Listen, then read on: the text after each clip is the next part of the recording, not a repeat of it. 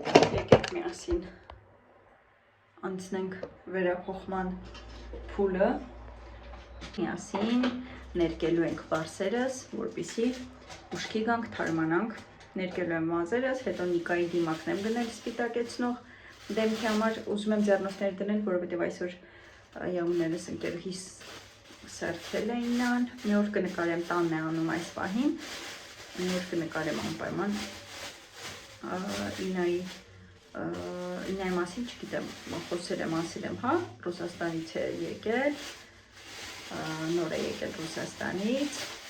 դեռ նոր է սկսում իր աշխատանքը այստեղ, բայց Ռուսաստանում աշխատում էր, բայց այստեղ դեռ նոր է սկսում իր աշխատանքը, հիմա ձեռնոց գցեցի, որ չկեղտոտեմ էլի հանկարծ եղունգներս, թեպետ ես այնքան եմ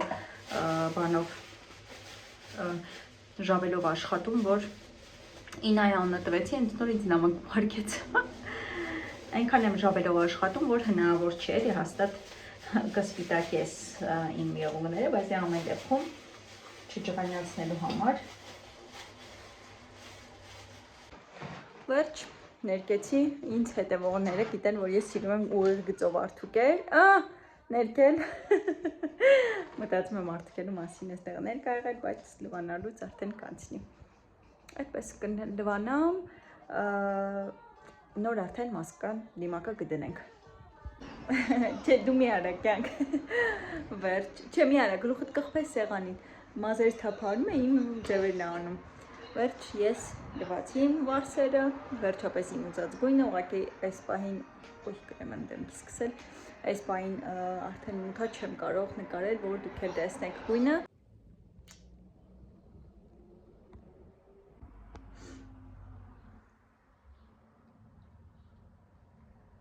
Արև ենքան ուժեղ էր, այսօր նանա է գնել, մի քանիսը դրել եմ թար սարցախցիկում, սրանք այսպես դրել էի զուտ, որ չորանար ու առանց պոկելու, որտև ես ընդհանուր այսպես չորացնում, հետո եմ իրենց առանցնացնում էլի, որ շատ քամի չտանի բանը, բայց արև այնքան ուժեղ էր, որ ինքը արդեն չորացել է, շատ երևի մեկ ու կես ժամ էլ չկա, որ դրել եմ։ Ասեք, որ շատ էսթետիկ են մեր այս կանաչի չորացնելու պրոցեսները։ Արդուկ և ընթացքում միած սառը սև մակ սուրճ, արդեն լավ չեմ, որովհետև բավականին շատ քանակով արդուկ շորեր եմ արդուկել։ Թողել էի ամբողջը, որ կիրակի օրը պետք է արդուկեմ։ Դրա համար մի փոքր շատ այսպես կուտակվել։ Կեսը գրեթե արեցի, վերջացրեցի։ Կարևորը մեսոպյան կողին էր, գիշերած կեսը, երեկվա շոր, ինչ եղավ կյանք։ Վաղվա շորը և փոխնորդ շորը, որոնք առաջնահերթ արդուկել եմ և դասավորել իր պայուսակի մեջ։ Մնացածը արդեն ամենօրյա հաջորդ օրվա հագուստներն են, իմ սառոճկաներն են, որոնք աշխատանքի վայրում հաճախ պետք են գալիս։ Ասացի միած սառը սուրճ խմեմ, թարմանամ, նոր շարունակեմ։ Ինչ ես անում կյանք։ Տեսա։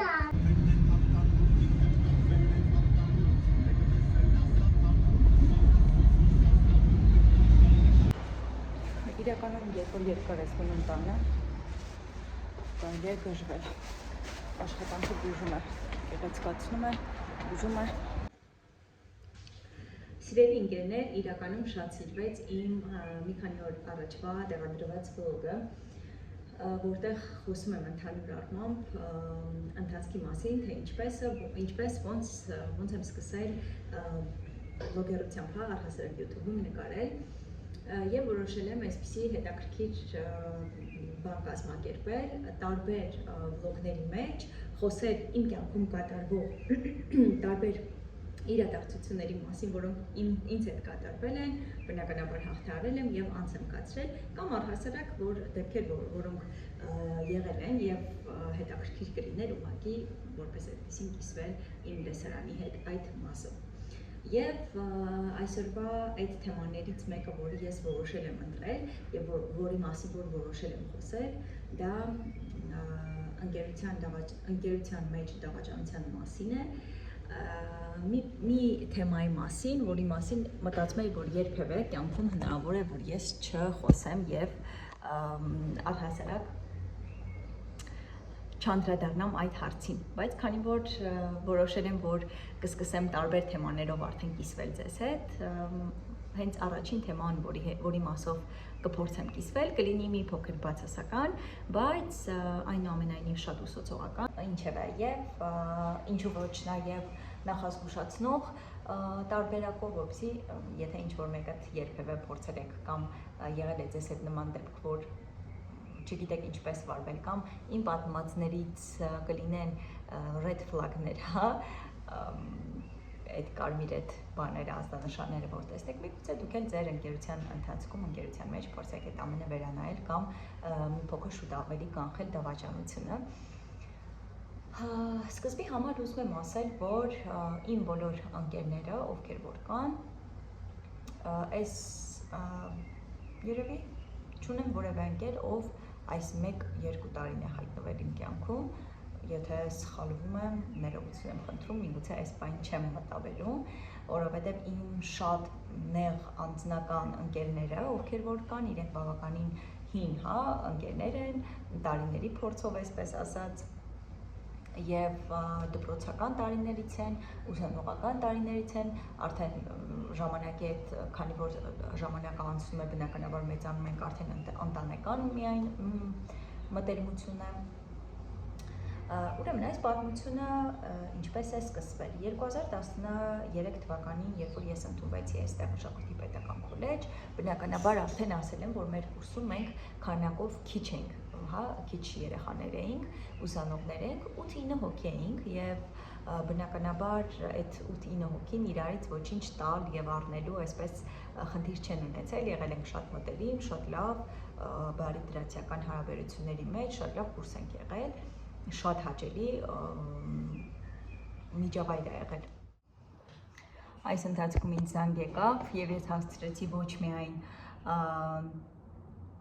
խոսել հեռախոսով, հասցրեցի նաև ձեզանց գաղտնի սուրճ էլ խմել, նոր արդեն նորից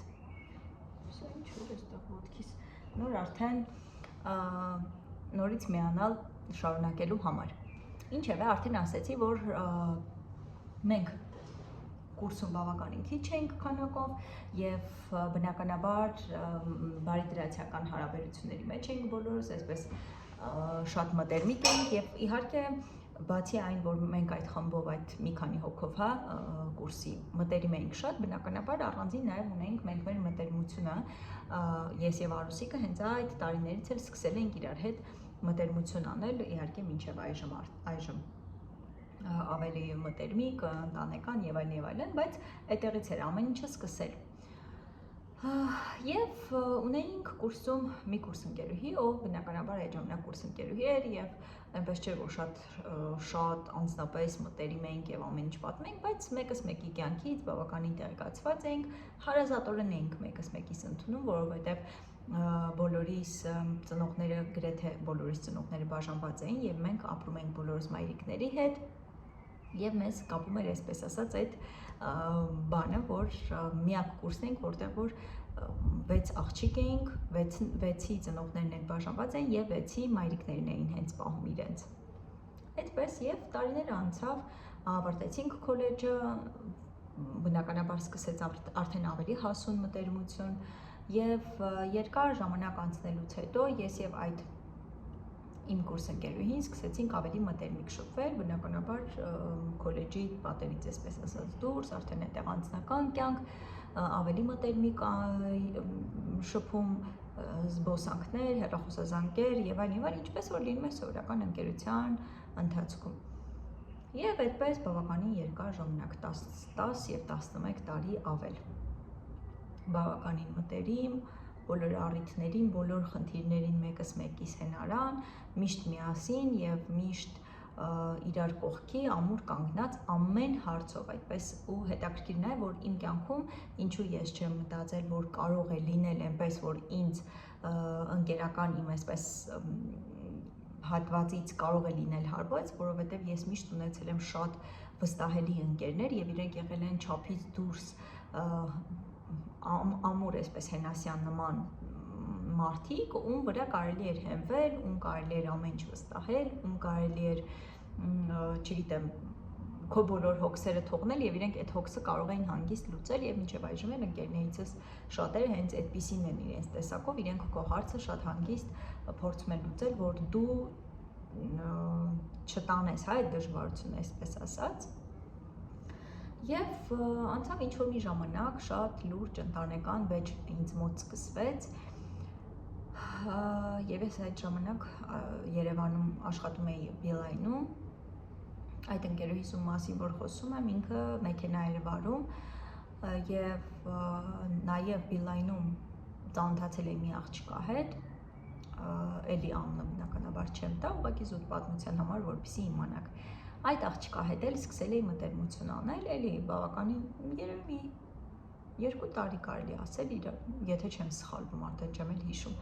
Նորմալ մտերմիկ իրար հետ շփվում էինք, էլի ամեն օր իրար հետ հիմնական նույն սմեններով էինք աշխատում, եւ այդ իմ ընկերուհին, քանի որ մեքենայով գալիս էր մեր հետևից, ավտոմատ ծանոթացնում եմ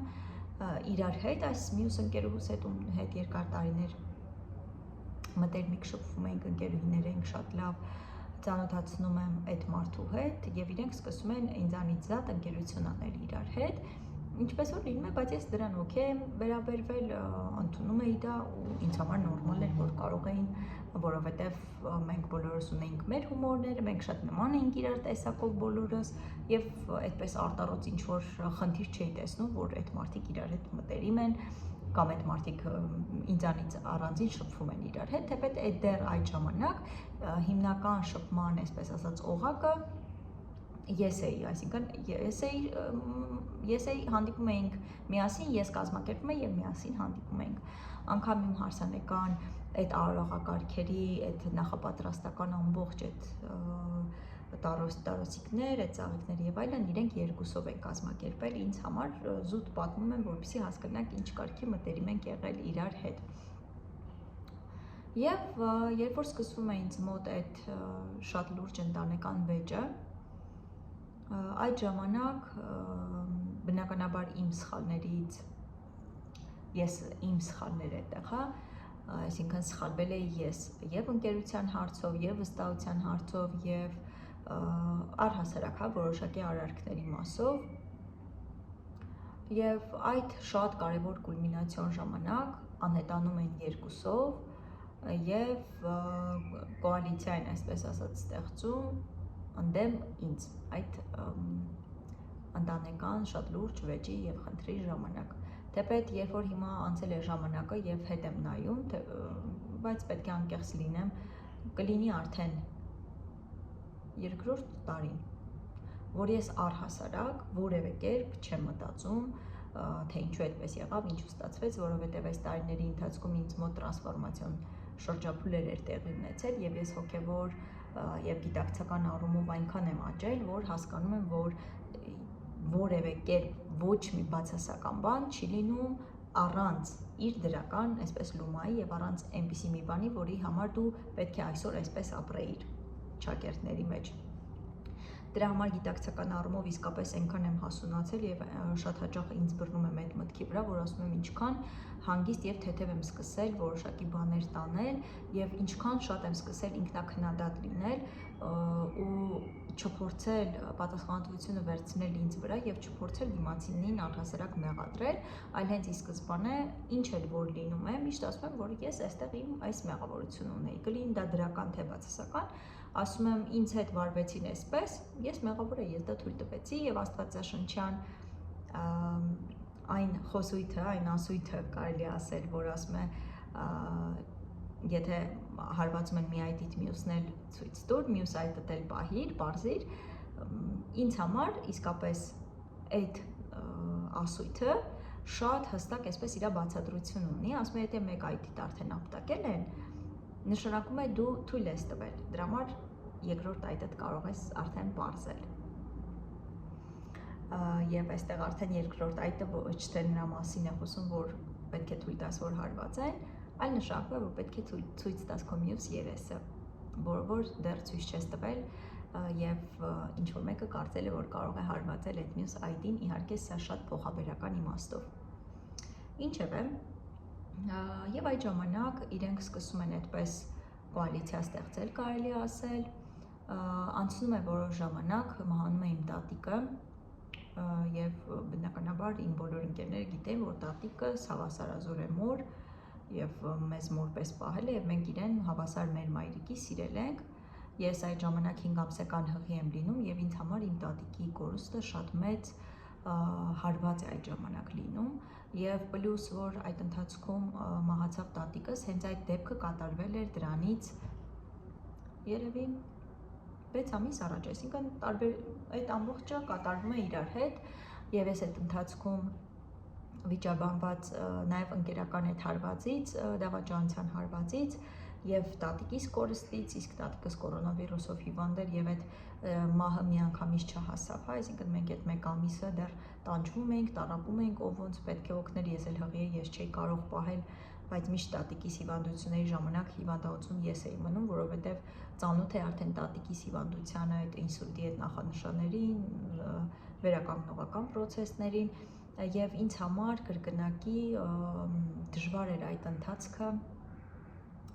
առաջինը հենց կորուստի առումով եւ ինձ թվում էր թե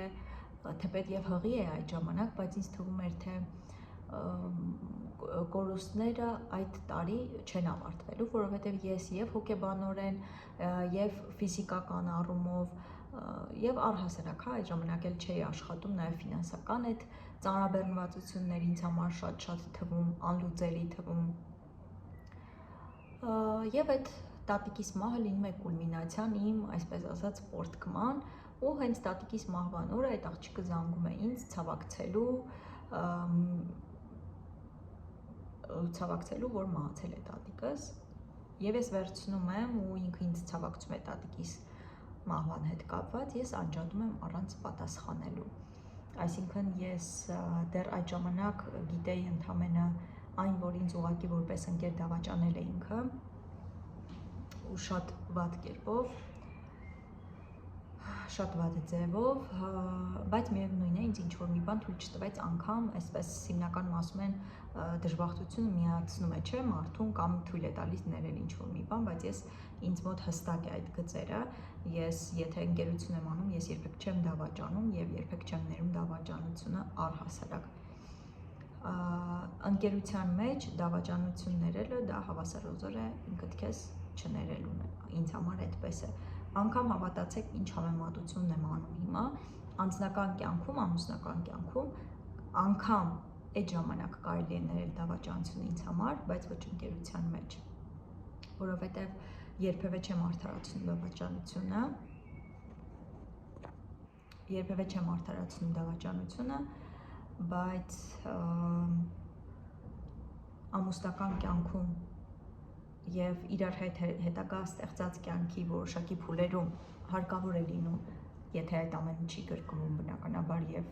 չի ազդում քո ինքնագնահատականի ու մնացած լիքը բաների վրա, սա ուղղակի այսպես զուտ վրայով եմ անցնում, հա, չեմ խորանում, բնական է որ խորանամ ավելի վատ կլինի այդտեղ դավաճանության առումով, բայց ընկերության մեջ դա ներել հնարավոր չէ, որովհետեւ դա աններելի է։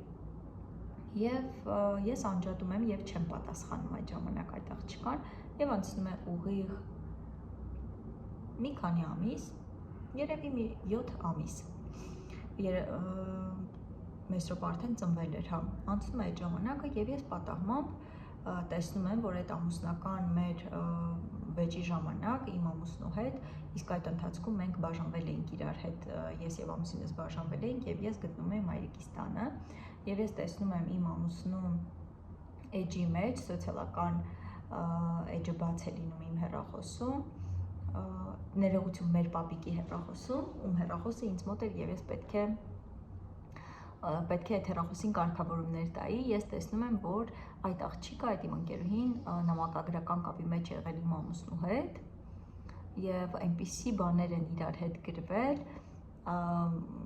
բնականաբար ամուսինս չէ իր կողմից, հա,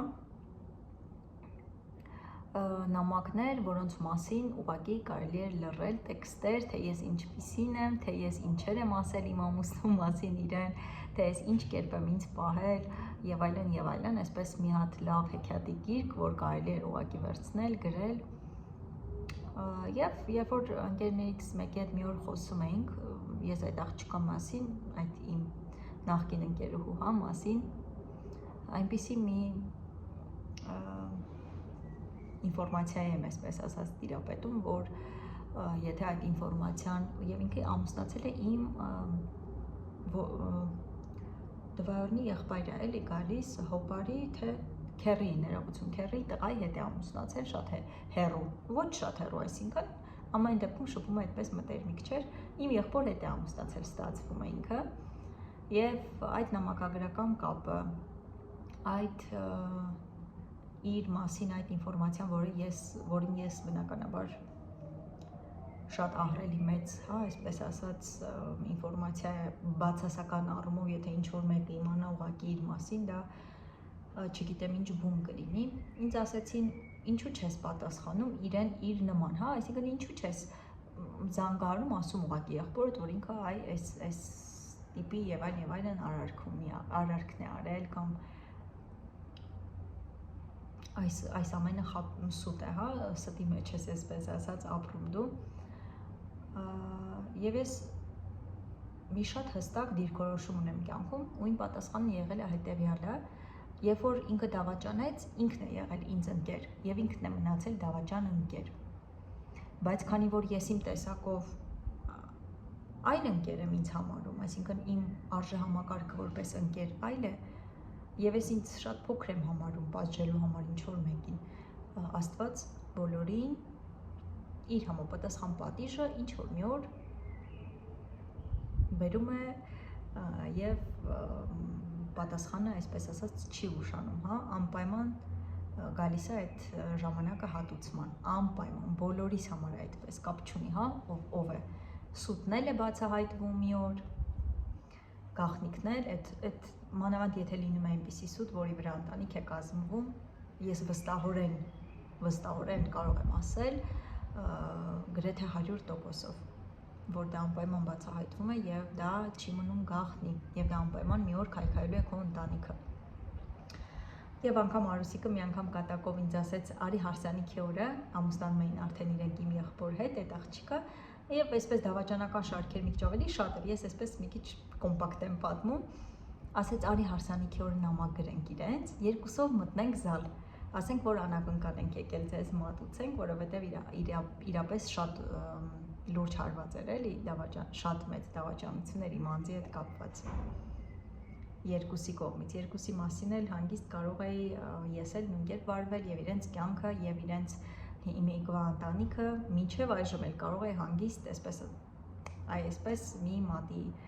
բանով շարժումով փչացնել Եվ այո, փչացնել, որտեղ դա փչացնել կլիներ, բայց քանի որ ես վախենում եմ Աստծուց, քանի որ ես սիրում եմ իմ արժեքները, քանի որ ես այլ դաստիարակություն եւ արժեհամակարգ ունեմ եւ ինձ համար ուրիշ բաներ են գտնվում, այսպես առաջին իրենց պլանկաներում, տեղերում, ես երբեք չեմ կարողանում իջեցնել եւ դարակաշարը փոխել, այսինքն այս իմ արժեհամակարգը վերցնել մի քանի օրով դնել 6-րդ դարակի մեջ, մնացածը բարձրացնել, վրեժ լուծել Եվ նոր արդեն տեղափոխությունից նորից հետ կատարել, չէ, ամեն ինչ ինձ մոտ հստակ է եւ եթե խաչը քաշվում եւ եթե այդ խաչը քաշվում է իմ կողմից հստակ է վերջնական, այդ խաչը քաշվում է վերջնական։ Այնպես որ ինչու պատմեցի այս պատմությունը, կյանքում ունեցեք ձեր սահմանները, երբեք թույլ մի տվեք ձեր սահմանները հատեն Եթե անգամ ինչ-որ մի բան ձեզ դուր չի գալիս, մի վախեցեք, հանգիստ ասեք, միշտ հիշեք, որ ձեր դիմացինը սովորական մահկանացու է, սովորական մարդ է եւ ոչինչ անել ձեզ չի կարող։ Ամեն ինչ կարող եք լուծել լեզվով, Փառք Աստծո Աստված մեզ տվել է խոսելու հնարավորություն, մտածելու, մենք բանական էակներ ենք, կենթանոց տարբերվում ենք հենց դրանով։ Կենթանին է, որ իրար ուտում են, հոշոտում են, թողնում են, հա, այսպես ասած։ Մենք կարող ենք իրար հետ խոսել, մենք կարող ենք քննարկել վիճել եւ հաշտվել եւ ելք գտնել եւ եթե չի ստացվում հաշտվել եւ ելք գտնել ուղղակի ամեն մեկը իր գեղեցիկ ճանապարհով իր գեղեցիկ առաքելությամբ շարունակի իր կյանքը այնպես որ չարժե այս կյանքում թույլ տալ որ մարդիկ հատեն ձեր տարածքը հատեն ձեր անձնական դաշտը հատեն ձեր իրավունքները ձեր արժեքները եւ ուղղակի վրայով ոտքերները սրբեն ու անցնեն երբեք որևէ մեկին թույլ մի տվեք որովհետև մենք ամեն մեկս մեզանով ուժեղ ենք եւ կարող ենք բոլորի հախից գալ, այսպես ասած ճակերտավոր։ Իսկ մնացածը արդեն Աստված մեր փոխարեն հերթով կարգով անում է։ Սա էլ իմ կյանքից մի ինչ-որ կարճ պատմություն։ Շնորհակալ եմ, որ լսեցիք, երկար եւ այսպես շատ հակիրճ դարձրած, ոչ այնքան հաճելի, ոչ միայն հաճելի, այլ ոչ ամբողջական, բայց ընդհանուր առմամբ իմաստային առումով հստակ պատմությունը։ Շնորհակալ եմ, որ լսեցիք եւ շնորհակալ եմ ձեր ակտիվության համար։